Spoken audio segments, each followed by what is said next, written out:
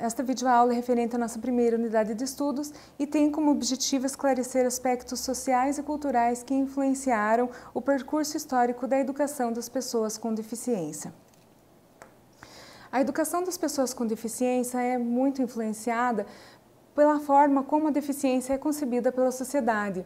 A exemplo de povos tradicionais que praticam o infanticídio. O que seria esse infanticídio? Quando, logo após o parto, a mãe percebe alguma anomalia na criança, a mãe ou ministra algum veneno ou de alguma forma, seja afogando, de alguma forma, ela leva essa criança a óbito. E essa prática é vista como um ato de amor, é vista como uma forma de proteger essa criança das barreiras que ela encontraria para a sua sobrevivência na selva. Como também é uma forma de proteger o grupo para que não haja essa diversidade e essas dificuldades de sobrevivência. Na antiguidade também, muitas crianças com deficiência foram eliminadas. A deficiência muitas vezes foi vista como uma maldição, como um defeito, e a pessoa com deficiência nem sempre foi vista como um ser humano, digno de humanidade, digno de ser tratado como as demais pessoas, de ser atendido em suas necessidades. Com o advento do cristianismo, na Idade Média, essa concepção de deficiência foi sofrendo mudanças.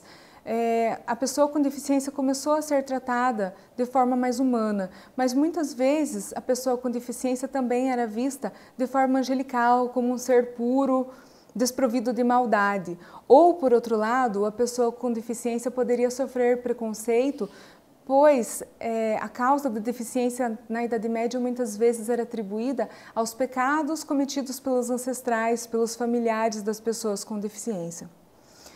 Durante a modernidade, o conceito de deficiência também continuou sofrendo mudanças. A exemplo do modelo médico, onde a deficiência começou a ser estudada, como se fosse uma doença, começou a ser estudada pelos médicos.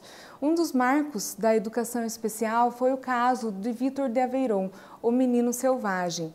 Esse menino foi encontrado numa floresta francesa por volta de 1780. E ele não tinha um comportamento humano, não se sabe se ele teve contato com seres humanos, o seu comportamento era muito parecido com os dos animais.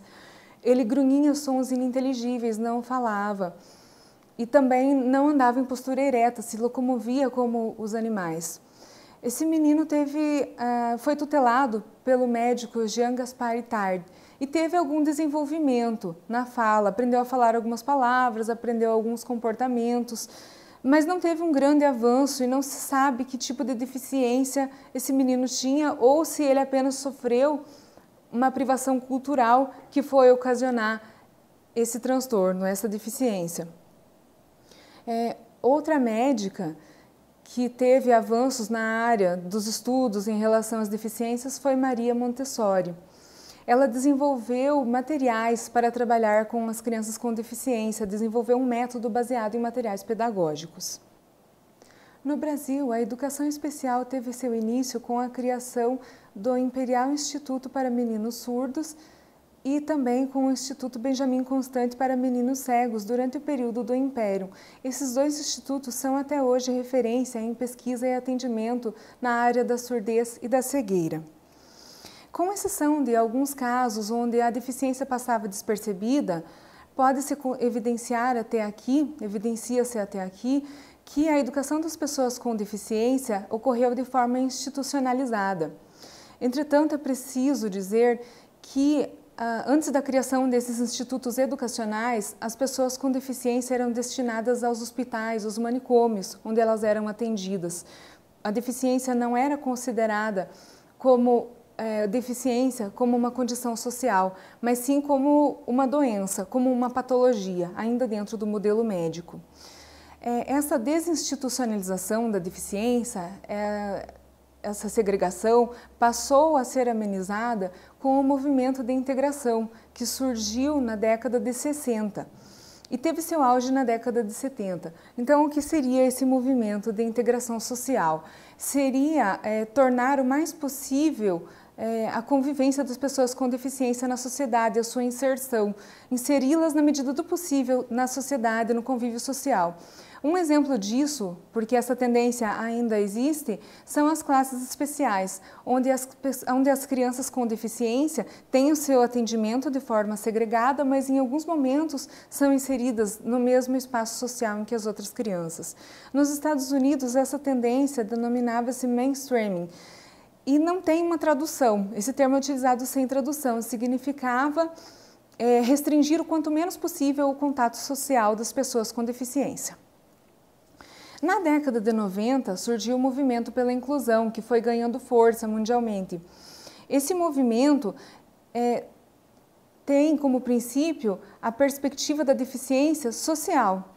A deficiência não é vista mais como uma patologia, mas como uma condição social imposta pela sociedade, porque a sociedade impõe barreiras para que as pessoas tenham acesso aos serviços, à convivência, aos espaços sociais.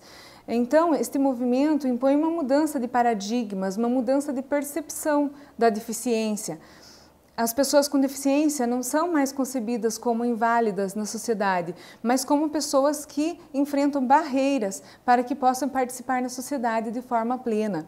Então, a inclusão das pessoas com deficiência não é um processo simples, porque ele envolve uma mudança cultural, uma mudança social, uma mudança de concepções, mas ele implica diretamente na questão do respeito às pessoas com deficiência. Para que elas possam se incluir de forma plena na sociedade, as suas necessidades têm que ser percebidas e respeitadas pelas demais pessoas.